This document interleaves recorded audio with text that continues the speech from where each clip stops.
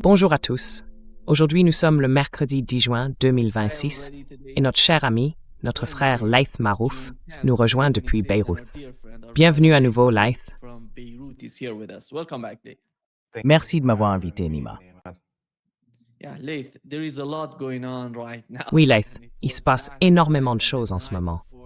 C'était hier soir, la nuit d'avant, et même le jour précédent. Tout a commencé avec l'attaque contre la Dahiyeh, dans le sud de Beyrouth, puis il y a eu la riposte iranienne contre Israël. On a ensuite vu les États-Unis et l'Iran s'en prendre l'un à l'autre. Les États-Unis ont frappé l'Iran hier soir. Ils ont parlé, tu sais, d'un hélicoptère Apache, qui apparemment n'existait pas. Et ils ont attaqué l'Iran parce que, selon moi, l'Iran avait frappé Israël très fort. C'est pour ça qu'ils ont répliqué contre l'Iran. Ils ont inventé un prétexte pour le faire. Quelle est la situation au Liban? Commençons par le Liban, par ce qui s'est passé jusqu'à présent, et par la façon dont les actes de résistance ont répondu à l'agression israélienne sur Beyrouth.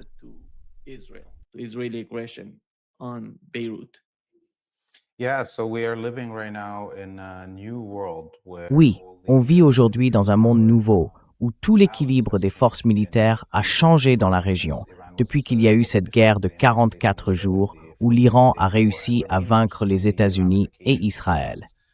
Et on commence à en voir les conséquences.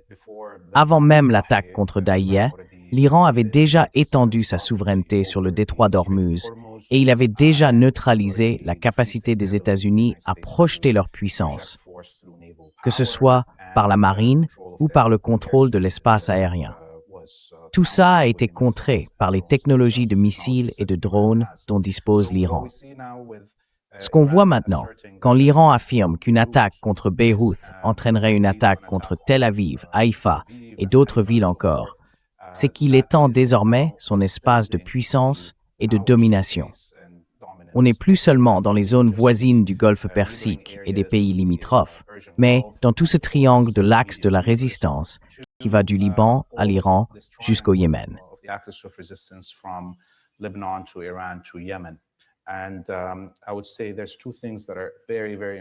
Je dirais qu'il y a deux choses vraiment très importantes à remarquer ici.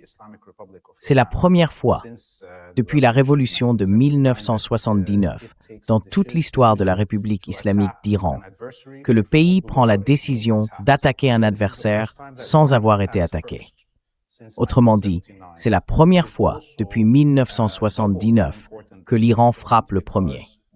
Et c'est d'autant plus significatif que cette fois, il ne s'agit pas de défendre son propre territoire, ni de riposter à une attaque contre la nation, mais de défendre un tiers, en l'occurrence le Liban, contre une attaque des sionistes.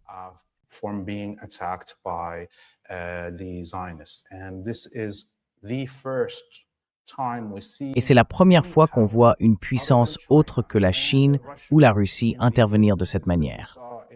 Dans le XXe siècle, on a vu la Russie et la Chine venir au secours de la Corée du Nord, ou encore de la Chine et de la Russie venir sauver le Vietnam, en s'impliquant directement dans ces guerres. Depuis la fin de la guerre du Vietnam, aucune autre puissance n'a fait quelque chose de comparable à part l'Iran. C'est donc un changement énorme à l'échelle mondiale. Et c'est pour ça que les États-Unis essaient, d'une manière ou d'une autre, de modifier cette réalité. Ils n'ont pas le pouvoir de remonter le temps. Mais le cessez-le-feu initial, ou plutôt le faux cessez-le-feu, entre les États-Unis et l'Iran, incluait Beyrouth.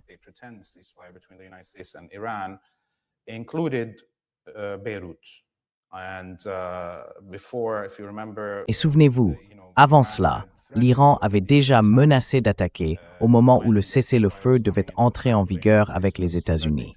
Il menaçait d'attaquer Israël et Israël avait renoncé à bombarder Beyrouth. Et à cause de l'attaque sur la Dahiyeh, comme on le voit, l'Iran a imposé cette formule. Maintenant, les États-Unis essayent de dissocier cette situation, mais ils n'y parviendront pas, parce qu'ils ont déjà utilisé toute leur puissance pendant la guerre de 44 jours. Il n'y a rien de nouveau qu'ils puissent déployer sur le champ de bataille pour changer l'équilibre des forces. Alors, Israël va devenir de plus en plus désespéré à mesure que les États-Unis échouent à combattre ses ennemis à sa place.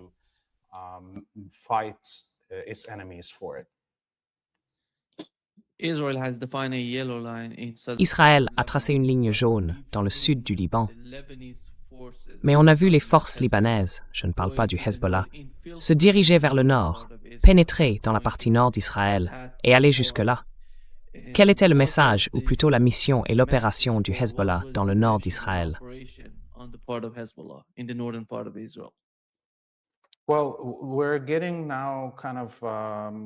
Bon, on reçoit maintenant des informations un peu contradictoires sur cette histoire. Mais ce que plusieurs sources nous disent, c'est qu'il s'agissait d'un jeune homme venant d'un village en première ligne qui vivait dans le quartier de Daïa. Il en avait assez de voir sa maison, sa famille, sa grande famille et son village complètement détruits. Alors, il a décidé de partir seul vers le sud avec des armes qu'il avait achetées lui-même. Et, vous savez, les Israéliens ont exagéré en disant qu'il était entré en Palestine occupée. En réalité, il se trouvait dans la zone neutre, entre le Liban et la Palestine, la zone militaire. Et il a en fait attaqué un convoi israélien à l'intérieur du Liban occupé. Donc il était derrière eux, près de la clôture, entre guillemets, et il les a tirés depuis cet endroit.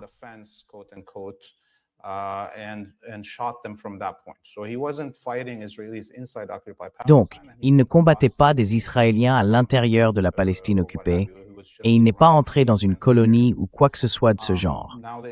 Il se trouvait simplement près de la clôture. Maintenant, les Israéliens, bien sûr, cachent leurs pertes, parce qu'ils ne s'attendaient pas à être attaqués par quelqu'un venant de derrière eux. Et ce jeune homme est tombé en martyr.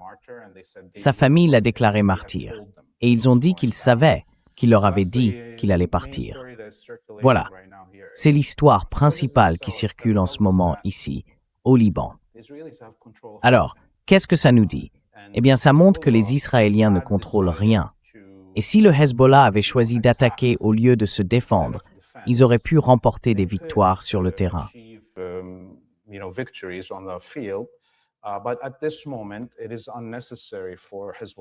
Mais en ce moment, il n'est pas nécessaire que le Hezbollah agisse ainsi en tant qu'organisation militaire. D'ailleurs, au cours de la dernière semaine, plusieurs autres organisations, des groupes patriotiques armés comme le Parti social national syrien ou même le Parti communiste libanais ont annoncé des martyrs. Et ces combattants se battent dans le sud du Liban sous le commandement du Hezbollah. On voit donc qu'il existe déjà un front patriotique national. Peu importe votre parti politique, tant que vous vous coordonnez avec le Hezbollah sur le terrain, vous avez la capacité de défendre la nation. J'aurais aimé que ce jeune homme ait coordonné ses actions. Peut-être, bien sûr, que nous n'aurions pas eu à nous souvenir de lui comme d'un martyr aujourd'hui.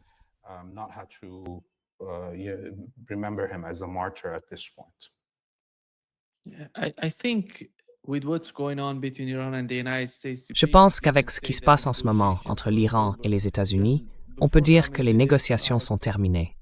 Juste avant d'entrer en direct, Donald Trump a publié un message disant que l'armée iranienne est dans un état de chaos total. Selon lui, une grande partie, comme la marine et l'armée de l'air, n'existe même plus. Ils auraient été complètement vaincus. L'Iran, dit-il, c'est beaucoup de paroles et aucune action. Le caïd du Moyen-Orient aurait mis trop de temps à négocier un accord qui aurait pourtant été excellent pour eux. Et maintenant, ils vont devoir en payer le prix. C'est en quelque sorte une véritable déclaration de guerre. Donc, je pense que tout le monde se prépare en Iran. Et aussi au Liban, je dirais même au Yémen, ils sont tous prêts. Avant d'entrer en direct, on a appris que le Yémen inspecte les navires qui passent par Bab el-Mandeb et que l'Iran fait la même chose dans le détroit d'Ormuz. Est-ce que selon vous, c'est une nouvelle phase de préparation?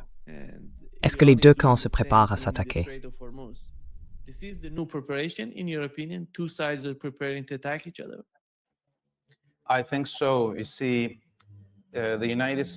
Je le pense, oui. Vous voyez, la stratégie impériale et militaire des États-Unis entre en ce moment en conflit avec l'idéologie sioniste, comme on peut le constater. Si les États-Unis n'étaient qu'un empire capitaliste pur et dur, cherchant à piller les ressources des peuples et à contrôler les routes commerciales, eh bien, ils se seraient débarrassés d'Israël depuis longtemps. Ils auraient installé à la place un dirigeant palestinien du type Mahmoud Abbas, aussi docile que la Jordanie ou que les élites de la péninsule arabique. Et l'Iran n'aurait plus de prétexte pour se battre dans la région. Vous voyez ce que je veux dire?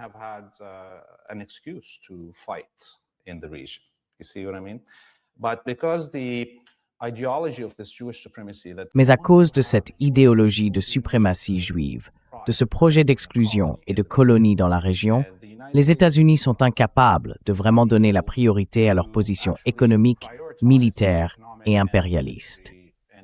Les États-Unis ont déjà perdu et utilisé 50% de leurs armes stratégiques pendant la guerre de 44 jours, et 75% de leur défense aérienne ne pourraient pas tenir une autre guerre de 20 jours contre l'Iran. Pourquoi les États-Unis prennent-ils un tel risque? L'idéologie. Cette idéologie les aveugle et elle les pousse même à écarter toute personne au sein des structures militaires américaines, comme on l'a vu avec tous ces généraux limogés.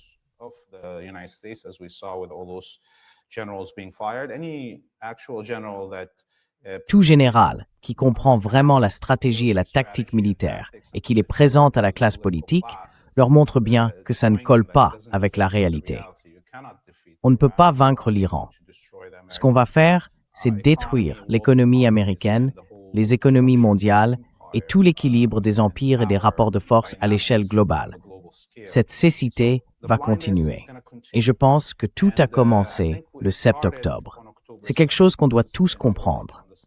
Ce jour-là, les milices assiégées dans ce qu'on peut appeler un camp d'extermination Gaza ont réussi à percer, à innover sur le plan militaire et à capturer puis tuer 12 généraux israéliens dans 12 bases différentes en Israël.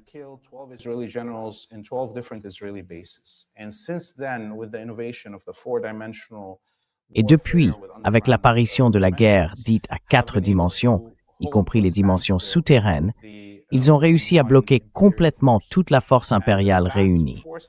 Cela a obligé Israël à abandonner toute forme de guerre traditionnelle et à adopter le génocide et le nettoyage ethnique comme tactique principale et même unique de combat. Et on voit maintenant cette stratégie appliquée au Liban, n'est-ce pas? Par exemple, hier, on a entendu Ben Gvir dire qu'il fallait enlever des femmes et des enfants libanais, les violer et les tuer pour briser la volonté des combattants du Hezbollah.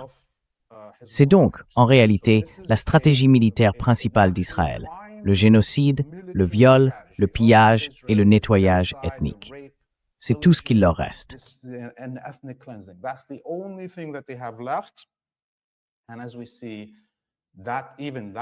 Et comme on le voit, même cette stratégie ou cette tactique a échoué en Palestine, a échoué au Liban, a échoué en Iran et a échoué au Yémen. Des gens qui ont des convictions refusent, malgré les menaces de viol, de meurtre, de génocide et de nettoyage ethnique, de se soumettre. Regardez ce qui se passe dans le sud du Liban depuis qu'après le bombardement de la colonie sioniste par l'Iran, les Israéliens ont battu en retraite et ont cessé de bombarder Beyrouth.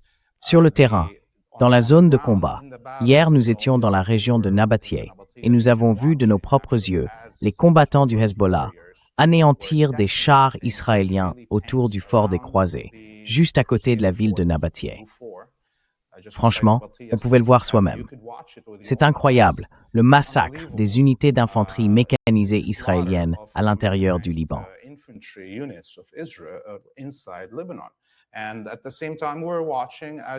Et en même temps, on voit Israël se livrer à des bombardements déchaînés sur des maisons et des infrastructures civiles, juste pour le plaisir, parce que c'est la seule chose qu'ils savent faire. Cette réalité va continuer à pousser Israël à entraîner les États-Unis dans ces affrontements, parce que Israël a déjà échoué à vaincre qui que ce soit militairement. Et tout ça ne fera qu'accélérer l'affaiblissement de l'Empire. Je pense qu'on va continuer sur cette voie, par à-coup, encore 1 an ou 2. Je sais que ça peut sembler triste pour certains, mais on va rester sur ce chemin pendant encore 1 an ou 2. Le temps que, petit à petit, les élites de l'Occident finissent par comprendre qu'elles doivent renoncer à cette entité fasciste et génocidaire si elles veulent sauver ce qu'il reste de leur pouvoir économique, politique et militaire, avant qu'il ne soit trop tard.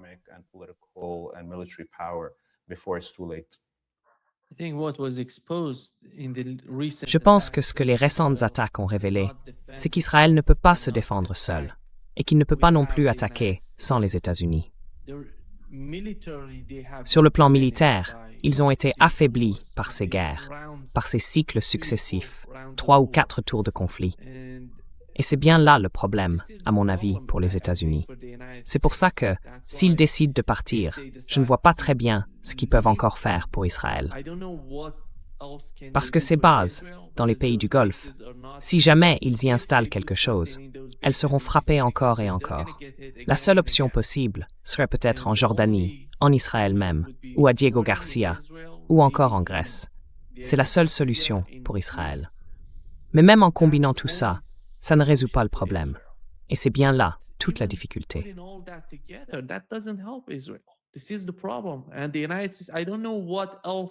Et les États-Unis, je ne sais pas ce qu'ils peuvent encore faire pour Israël. Vous savez, les attaques qui ont visé Israël. Parce que quand l'attaque sur Daïa a eu lieu, ensuite l'Iran a frappé le nord d'Israël. Puis Israël a répondu aux Iraniens. Mais c'était presque rien. Quand on regarde le résultat de ce qu'Israël a fait contre l'Iran, c'est quasiment nul. Et ensuite l'Iran a attaqué le nord, le centre et le sud d'Israël, touchant des cibles, des bases situées dans ces points stratégiques qu'ils avaient repérés. C'était une sorte d'avertissement, mais ils ont bien frappé les cibles. C'est pour ça que les États-Unis réagissent contre l'Iran. Et tout ça montre à quel point Israël est fragile, à quel point il est faible aujourd'hui. Et sans les États-Unis, je ne sais pas ce qu'ils feraient.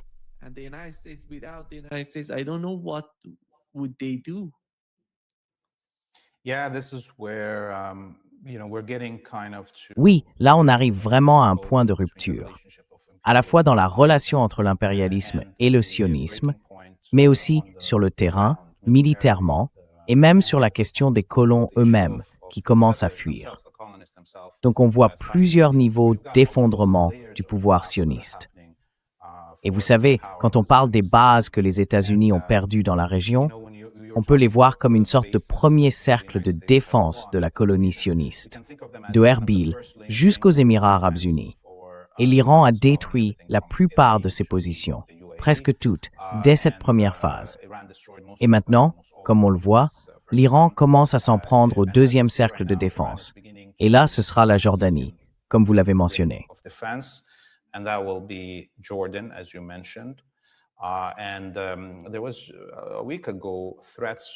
Il y a une semaine, des responsables militaires iraniens ont menacé d'attaquer des bases à Chypre, en Grèce et peut-être même à Djibouti. Ce sont les positions de la troisième ligne de défense. Vous savez, pendant ces 24 heures d'échange entre l'Iran et les sionistes ici, nous à Beyrouth, on pouvait entendre et voir les missiles de défense aérienne tirés depuis les nombreux navires de guerre de l'OTAN stationnés face aux eaux libanaises. Ils tiraient pour intercepter les missiles iraniens dans la haute atmosphère. Alors oui, c'est très haut, mais visuellement, on a l'impression que c'est juste au-dessus de nous. Donc, même si l'Iran élimine ce qu'il y a ici à Beyrouth ou en Jordanie avec ses attaques actuelles, il devra encore affronter la troisième ligne de défense à Chypre, en Grèce, à Djibouti et à Diego Garcia.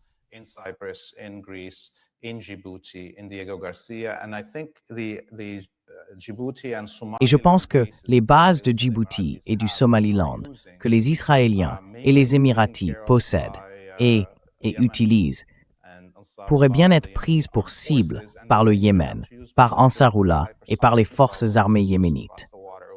Et ils n'auraient même pas besoin d'utiliser des missiles balistiques ou hypersoniques, parce que c'est juste de l'autre côté de l'eau.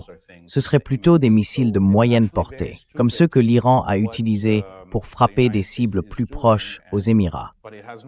Donc en réalité, ce que font les États-Unis est très stupide. Mais ils n'ont pas le choix, parce qu'ils sont prisonniers de l'idéologie sioniste, et ils se laissent sans cesse entraîner dans ces guerres, leur position idéologique prenant le pas sur leur positionnement tactique et stratégique.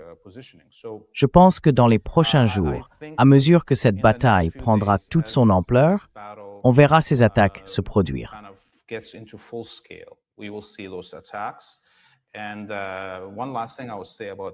Et une dernière chose que je dirais à ce sujet, c'est que bien sûr, la carte est en train d'être presque entièrement redessinée. On voit des États qui existent depuis la Première Guerre mondiale commencer à se déliter et à s'effondrer, comme les Émirats arabes unis, le Koweït ou Bahreïn. Ces États artificiels découpés de leur environnement naturel. Et je pense que si l'Iran voit qu'il a la capacité, ce qui est le cas aujourd'hui, de provoquer un changement de régime. Souvenez-vous, tout cela a commencé avec les États-Unis, qui voulaient imposer des changements de régime dans toute la région, et même dans le monde entier. Eh bien maintenant, c'est l'Iran qui se trouve en position de le faire. Donc on verra bien. Si les États-Unis s'emballent, et si Israël s'emballe à nouveau, il se pourrait que l'Iran redessine les cartes de la région pour créer des structures permanentes qui rendraient impossible le retour des États-Unis à leur position d'autrefois dans cette partie du monde.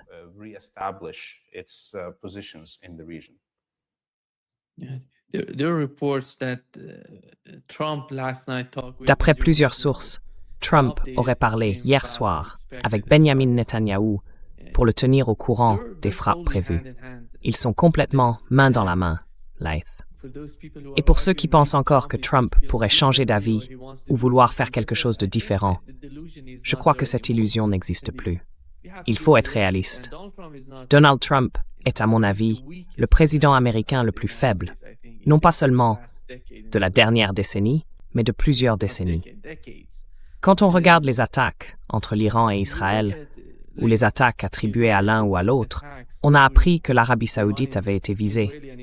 On a d'abord dit que c'était l'Iran, puis ensuite que c'était le Yémen. Mais il semble qu'en réalité, ni l'un ni l'autre n'a attaqué l'Arabie saoudite. Alors qui fait ça? Et puisque rien ne vient d'Arabie saoudite selon vous, qui est derrière tout ça?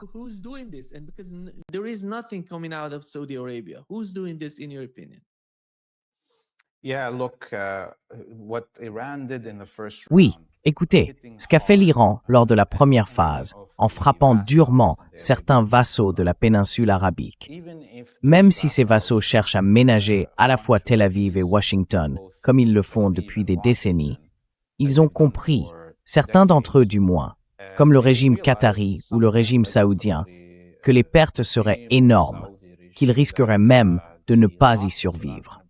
Et c'est pour ça que, même si leur argent est dans des banques britanniques et américaines, qu'ils financent cette guerre, et que quelqu'un comme Kushner prend des milliards de dollars de leur part pour les investir en Israël, ils ont maintenant décidé de se retirer de l'engagement militaire.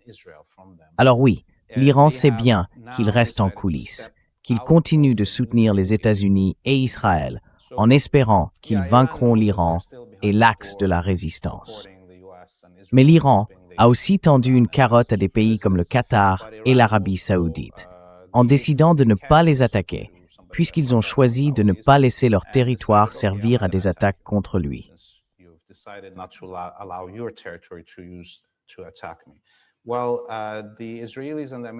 Eh bien, les Israéliens et les Américains disent aux Qataris et aux Saoudiens, dans cette situation où ils se sentent attaqués, même si l'Iran ne vous attaque pas, vous serez attaqué quand même, et vous devrez payer le même prix que si l'Iran vous avait attaqué. Donc, autant me laisser faire exactement ce que je veux, d'accord? Et arrêtez de faire semblant devant l'Iran. Je veux que vous arrêtiez complètement, que vous passiez devant les caméras et que vous disiez « Je suis avec l'Arabie saoudite, pardon, avec Israël et les États-Unis. » Voilà, ça fait partie du jeu. Mais je ne pense pas que ça aura le moindre effet, parce que les Saoudiens sont tellement fragiles, leur économie, leurs ressources en eau et tout le reste, qu'il suffirait de quelques frappes iraniennes pour mettre tout l'État à genoux. Donc, à mon avis, les régimes saoudiens et qataris vont rester en dehors de tout ça, et ils continueront à encaisser les coups de leurs propres maîtres.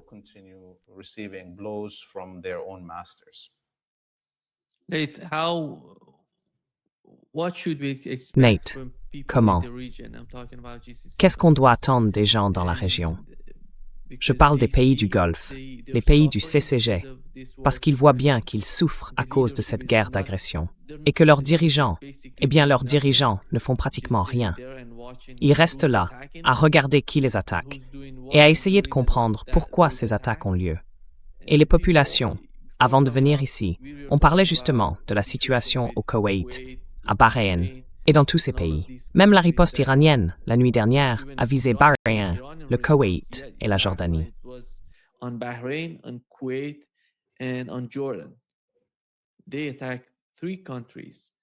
Ils ont attaqué 3 pays, et les gens dans ces pays se demandent « Pourquoi sommes-nous attaqués? Quelle en est la raison? Et comment voyez-vous les changements ?» Je dirais que la guerre contre les Gazaouis, contre les Palestiniens, a complètement transformé la communauté musulmane. Ils sont aujourd'hui bien plus unis qu'avant. Sunnites, chiites, tous ensemble. Mais on ne voit pas la même chose au niveau des dirigeants de ces pays. L'Iran, les pays du Golfe, la Turquie. Alors, que peut-on attendre des populations, de l'opinion publique? Et comment cela va-t-il se traduire dans la conduite de leurs dirigeants?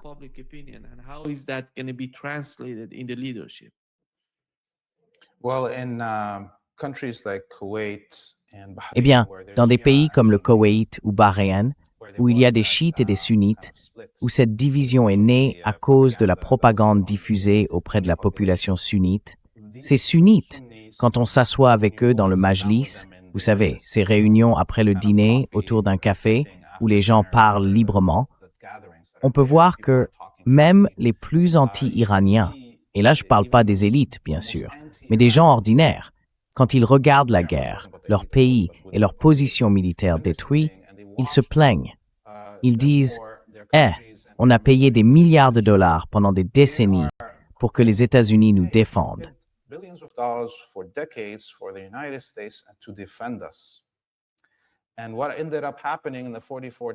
Et ce qui s'est passé pendant la guerre de 44 jours, c'est qu'en réalité, ce sont les armées du Koweït, de l'Iran, de Bahreïn et d'autres pays qui ont défendu les positions américaines. Et les États-Unis, eux, n'ont rien tiré pour les protéger. Ils ne défendaient que leur propre position. Pendant ce temps, l'armée koweïtienne ou l'armée bahreïnienne lançait des missiles pour défendre les positions américaines. Alors forcément, les gens se demandent, pourquoi payons-nous les États-Unis pour nous défendre, si au final, c'est nous qui devons défendre leur position? C'est une vérité toute simple, mais qui fait très mal dans ces sociétés. Et la même chose se passe en Jordanie, où bien sûr, environ 75% de la population a des origines palestiniennes. Là aussi, beaucoup se demandent pourquoi leur pays n'aide pas la Palestine.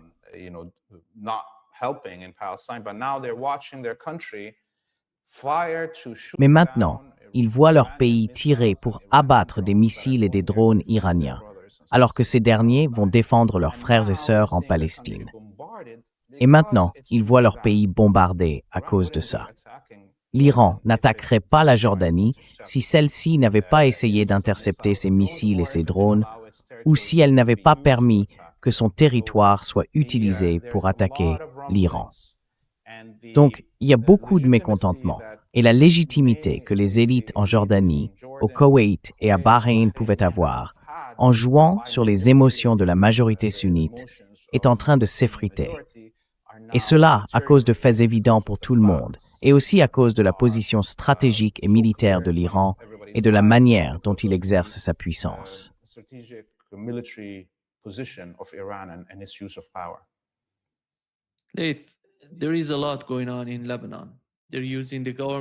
Il se passe beaucoup de choses au Liban. Le gouvernement libanais est utilisé pour s'en prendre au Hezbollah. Et le même jour où le président du Liban attaque l'Iran et le Hezbollah, on voit Israël frapper un véhicule dans le sud du pays, tuant un commandant général et un soldat. Et là, rien ne sort de la bouche du président libanais. Il se contente de condamner, rien de plus. Mais il est prêt à provoquer une guerre civile au Liban pour défendre Israël, pour défendre ce qu'Israël cherche à faire au Liban, c'est-à-dire semer une forme de chaos afin d'affaiblir le Hezbollah. En ce moment, le Hezbollah est concentré sur Israël. Et l'objectif, c'est de détourner toute son attention, de l'obliger à se focaliser sur des problèmes internes au lieu de combattre Israël. C'est à mon avis le cœur de l'agenda actuel. C'est ainsi que le gouvernement participe en aidant les Israéliens, les Américains et les Européens à atteindre cet objectif. Alors, qu'est-ce qu'on peut tirer comme leçon de la situation actuelle au Liban?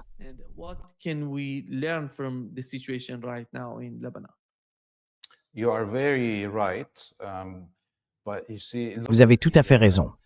Mais regardez, il y a un énorme fossé entre le pouvoir imaginaire que le président, le premier ministre, les Américains et les Israéliens pensent avoir ici, au Liban, et la réalité sur le terrain. La première chose qu'il faut examiner, c'est comment le président Joseph Aoun a été envoyé pour être interviewé par la présentatrice de CNN, Christiane Amanpour, d'origine iranienne, venue à Beyrouth 2 jours de suite pour le rencontrer. En anglais, pour s'adresser au public occidental. L'homme n'ose même pas parler à son propre peuple, aux citoyens du Liban en arabe, dans leur langue. Il n'ose pas. En réalité, il dit simplement à son maître à la Maison-Blanche ce qu'il veut entendre. Voilà, c'est le premier point.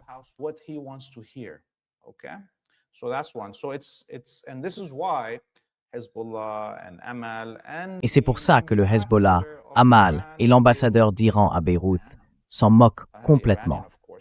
Et bien sûr, le gouvernement iranien aussi se fiche totalement de ce que dit Joseph Aoun. Souvenez-vous, ils avaient voulu expulser l'ambassadeur d'Iran de Beyrouth et il n'a même pas osé le faire. Alors l'assassinat du général de brigade, c'est très important. C'est un haut gradé, responsable de toute la région de Marjayoun, dans le sud du Liban. Il se déplaçait dans un convoi militaire officiel, à bord d'un véhicule de l'armée libanaise. Et ce général de brigade est justement chargé des contacts avec l'armée israélienne, à travers les mécanismes mis en place par les Français et les Américains pour assurer une communication directe entre les forces israéliennes et l'armée libanaise.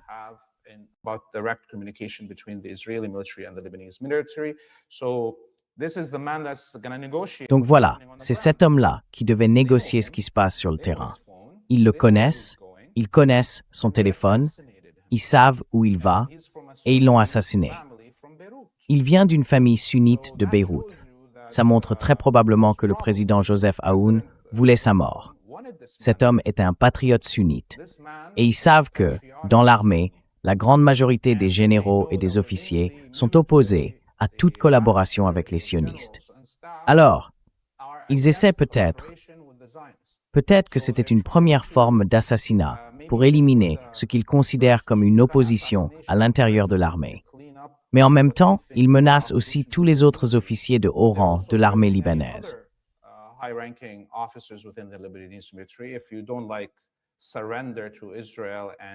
Si vous refusez de vous soumettre à Israël et d'utiliser l'armée libanaise pour tuer votre propre peuple, alors on vous tuera ouvertement, comme ça. En parallèle, il se passe autre chose. Le commandant en chef de l'armée libanaise, le général Rudolf Heikel, est actuellement à Islamabad, au Pakistan, où il rencontre le chef d'état-major pakistanais. Et là, on ne sait pas trop ce que ça veut dire. D'accord? Est-ce que l'armée libanaise agit de son propre chef, avec l'accord du président du Liban ou pas? Comment se passent les échanges en coulisses avec le Hezbollah? Pourquoi est-il au Pakistan? Et quel est le lien avec l'Iran? Comment l'Iran gère-t-il tout ça, derrière des portes closes?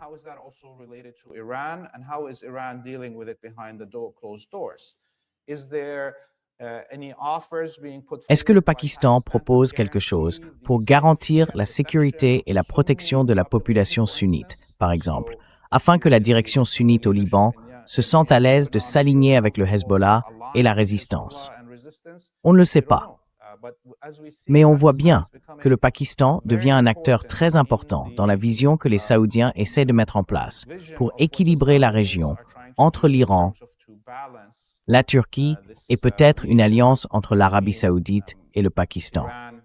On verra comment tout cela évolue. Mais ce sont des signes qui montrent qu'au moins le chef d'état-major de l'armée libanaise cherche d'autres moyens d'aider le pays à se défendre. Les attaques israéliennes dans le sud du Liban se concentrent essentiellement sur 2 villes, Tyr et Nabatiyeh, ainsi que sur la route qui relie Nabatiyeh à une autre ville. Si je ne me trompe pas, je ne me souviens plus du nom. Mais quel est leur objectif? qu'est-ce qu'ils cherchent à atteindre exactement? Est-ce que le but, c'est simplement de détruire les infrastructures, de raser les maisons et tout ce qu'il y a sur place? Ou bien, est-ce qu'ils poursuivent un autre objectif? Parce qu'on sait qu'en même temps, pendant qu'ils mènent ces attaques, le Hezbollah riposte. Et d'après ce que j'ai entendu, ces embuscades sont particulièrement efficaces. Quelle est votre lecture de la situation?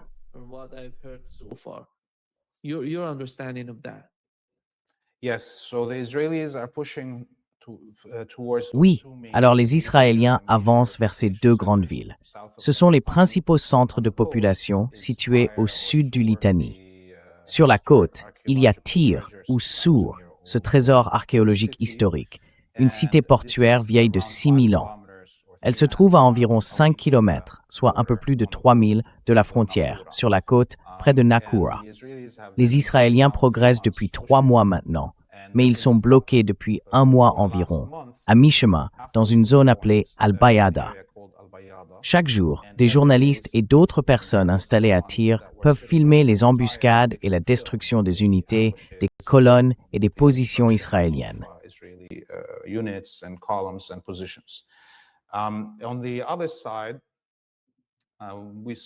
De l'autre côté, on a vu pendant environ 2 mois les Israéliens avancer depuis la frontière de la Palestine jusqu'à la rivière Litanie, à environ 5 km, 3 milles et demi. Ils y ont perdu des dizaines, voire des centaines de véhicules. Au bout de 2 mois, ils ont fini par traverser la rivière et ont grimpé la colline pour prendre le château de Beaufort, ce château des croisés qui domine la ville de Nabathié. Rien que pour monter cette colline, il leur a fallu presque 3 semaines.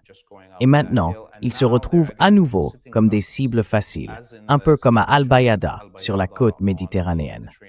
Ils ont donc besoin d'une victoire, d'une manière ou d'une autre. Mais ils n'y arrivent pas. C'est pour ça qu'ils veulent s'emparer d'un grand centre de population, pour pouvoir dire « nous avons nettoyé ethniquement Nabathié ou Tyr ».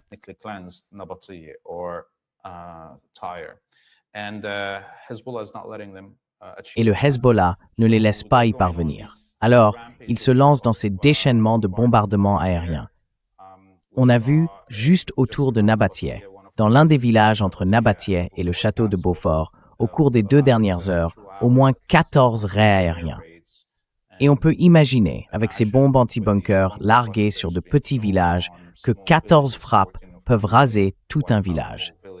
C'est donc la seule réponse dont disposent les Israéliens et la seule tactique qu'ils ont adoptée comme stratégie principale. Ce nettoyage ethnique, cette destruction massive des habitations civiles et des infrastructures, ce génocide et ce nettoyage ethnique comme mode de guerre principal.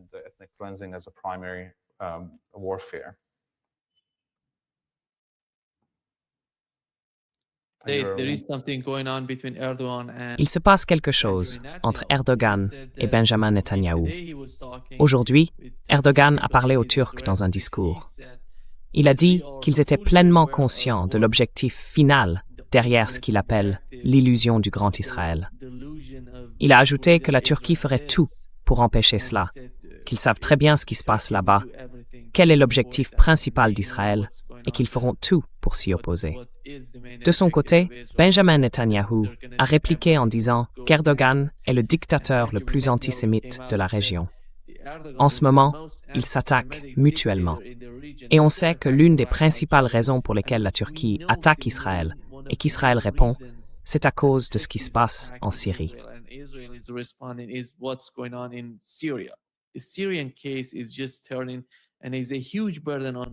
Le cas syrien est en train de basculer, et c'est un énorme fardeau pour la Turquie. Et cela parce que Erdogan a évoqué ce qui se passe. Il a dit que ce qu'Israël fait en Syrie, au Liban et à Gaza contre les populations, ce n'est pas acceptable pour la Turquie. Alors, quelle est la situation en Syrie et comment voyez-vous la suite? Je ne sais pas. C'est peut-être une forme de vœu pieux. Mais après tout, si l'Iran et la Turquie parvenaient à se rapprocher, ce serait, à mon avis, un changement majeur pour la région. Quelle est votre lecture de cela?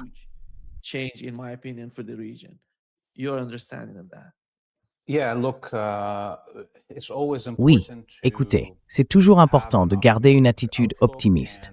d'y croire, de travailler pour que ça arrive et de ne jamais fermer cette porte. C'est ce que l'Iran a fait dans sa relation avec la Turquie. Même si, on le sait tous, les actes d'Erdogan, de l'État turc, de l'armée turque et des services de renseignement turcs n'ont pas encore changé pour être en accord avec les paroles d'Erdogan. Mais c'est un grand pays, environ 90 millions d'habitants. C'est un pays musulman central, et on ne peut pas simplement, disons que c'est une relation différente de celle qu'on peut avoir avec le petit Bahreïn ou le petit Koweït, qui sont des pays artificiels, avec de petites populations, et ainsi de suite.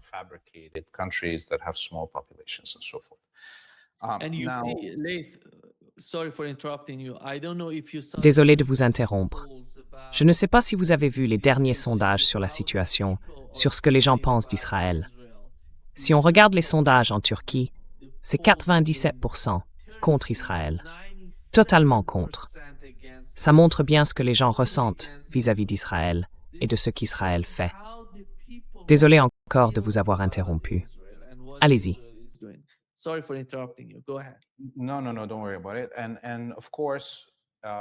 Non, t'inquiète pas pour ça. Et bien sûr, tout ce qui se passe sur le terrain, avec l'effondrement de la puissance impériale américaine dans la région et les débuts de l'effondrement du projet israélien.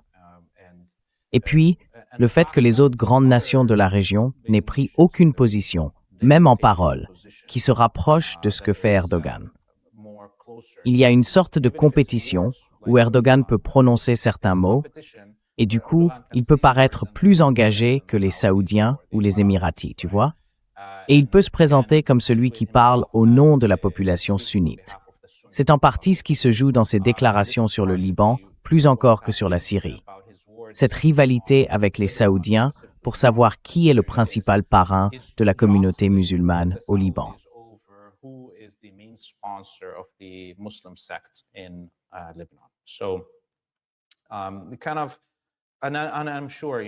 Je suis sûr que les dirigeants en Iran comprennent très bien toutes les subtilités de la situation.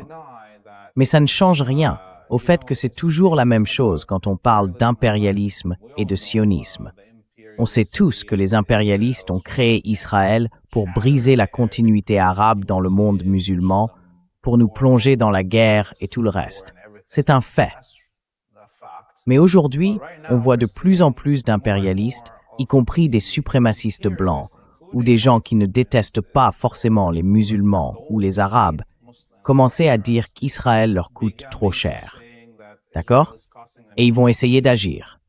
Alors, c'est très bien qu'on puisse travailler avec ça, parce que ce ne sont pas nos sociétés. Franchement, je me fiche de ce que décident les sociétés américaines ou européennes de qui va les diriger, tant que c'est pas quelqu'un qui cherche à me tuer. D'accord?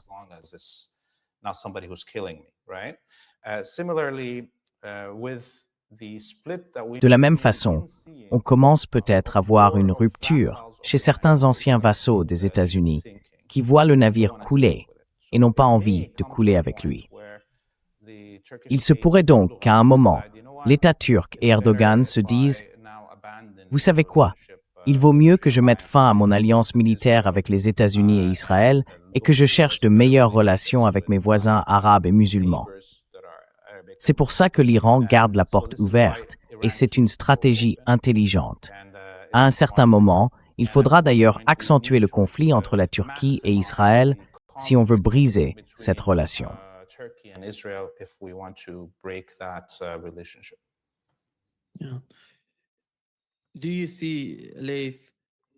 Dis-moi, Laith, selon toi, qui est le plus proche des actes de résistance? Est-ce la Turquie ou peut-être le Qatar, compte tenu de ce qui s'est passé jusqu'à présent au Moyen-Orient? Je ne sais pas trop pour l'Arabie saoudite. L'Arabie saoudite, c'est vraiment compliqué. Mais le Qatar, la réalité oblige le Qatar à changer sa politique. Alors, qui est le plus proche ou qui se rapproche le plus des actes de résistance?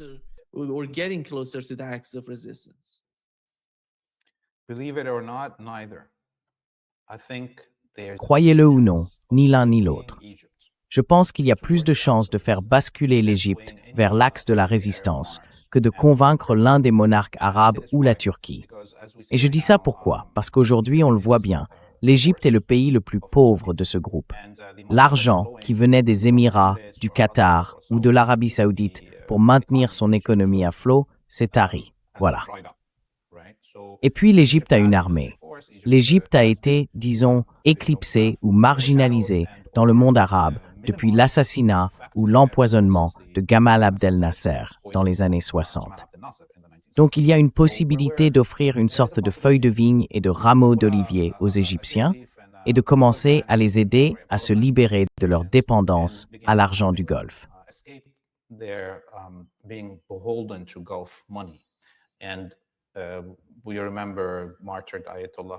Nous nous souvenons du martyr, l'ayatollah Khomeini, de la façon dont il parlait de l'Égypte, de l'inspiration que représente l'Égypte en tant que nation et de ce qui la rend si particulière dans le monde arabe. Il évoquait aussi la relation qu'avait l'Iran en tant que peuple avec l'Égypte, les mariages entre les deux peuples et tout ce qui en découle. Je pense que, si vous avez remarqué, c'est calme. C'est l'État le plus silencieux sur cette question. Son territoire n'a pas été utilisé pour attaquer l'Iran. Et ça, c'est un autre point positif. La Turquie, elle, a vu son territoire utilisé pour attaquer l'Iran. Alors, on verra sans doute, Inch'Allah, si un rapprochement avec l'Égypte se produit. Ce serait peut-être le plus réussi, celui qui pourrait vraiment les amener à s'émanciper du contrôle américain.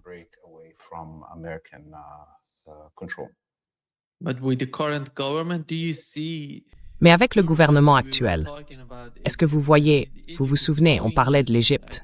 Et l'Égypte, c'est vraiment intéressant. Je trouve que c'était malin d'en parler. Alors, comment voyez-vous les partis politiques en Égypte? Est-ce qu'on va assister à un changement? Ou est-ce que Sisi va continuer à diriger? Et en quoi tout ça va-t-il influencer l'axe de la résistance, ce qui se passe en Égypte? Parce que personne n'en parle, comme vous l'avez dit. Personne ne parle de ce qui se passe là-bas, de ce que ressent la population, de la manière dont les partis politiques agissent. Qu'est-ce qu'on sait vraiment de tout ça?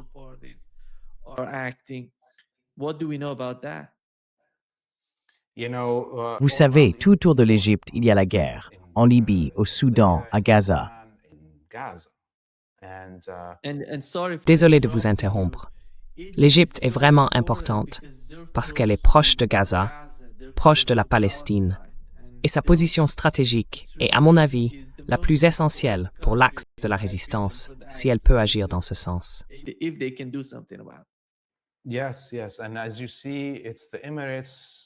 Oui, oui. Et comme vous le voyez, ce sont les Émiratis, les Saoudiens, les Qataris et les Israéliens qui provoquent toutes ces guerres, sauf à Gaza. Là, c'est bien les Israéliens qui mènent cette guerre. Mais en Libye et au Soudan, ces conflits détruisent la capacité de l'Égypte à commercer et provoquent l'arrivée massive de réfugiés dans le pays. En plus, les principales recettes du canal de Suez diminuent à cause des guerres menées par Israël. Donc, il y a un moyen d'attirer l'Égypte en ce moment, y compris avec le président actuel, sans avoir à s'ingérer dans ses affaires internes, pour l'inciter à se libérer de cette emprise.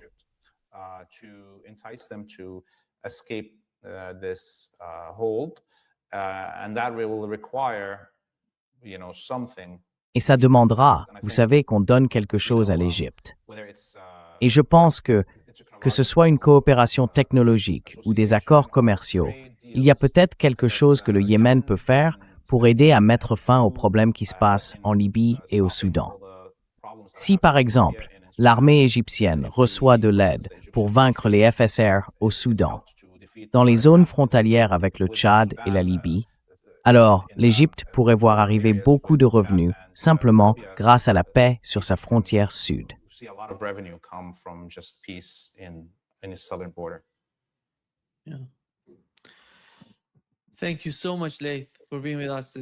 Merci beaucoup, Laith, d'avoir été avec nous aujourd'hui.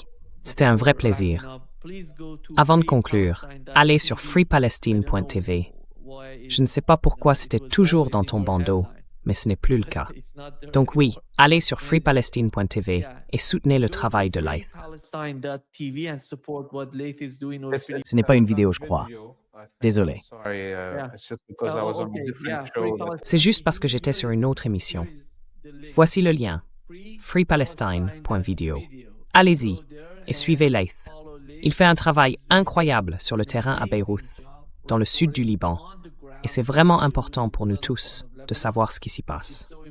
Merci beaucoup, Laith, d'avoir été avec nous aujourd'hui. Toujours un grand plaisir. À la semaine prochaine, Javi. À la semaine prochaine.